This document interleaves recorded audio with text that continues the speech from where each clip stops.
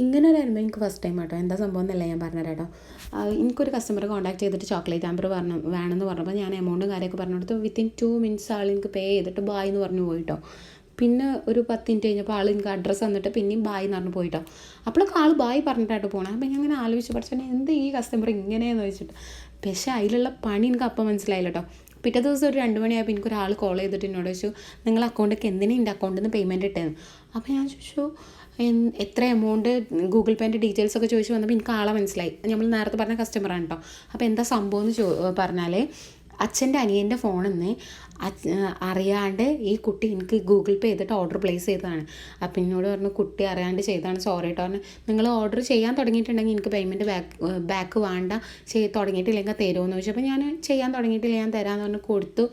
അങ്ങനെ ഇയാൾ ഭയങ്കര കാമായിട്ടാട്ടോ എന്നോട് സംസാരിച്ചത് മുഴുവൻ. അതുകൊണ്ട് തന്നെ ഞാൻ അധികം ടെൻഷൻ അടിക്കാതെ തന്നെ എനിക്ക് സിറ്റുവേഷൻ ഹാൻഡിൽ ചെയ്യാൻ പറ്റിയിട്ടോ. അപ്പോൾ നിങ്ങൾക്ക് ഇങ്ങനെ ഒരു സിറ്റുവേഷൻ ഉണ്ടായിട്ടുണ്ടെങ്കിൽ നിങ്ങൾ എങ്ങനെ ഹാൻഡിൽ ചെയ്യുന്നത് പറയാം. അപ്പോൾ അത്രേ ഉള്ളൂ.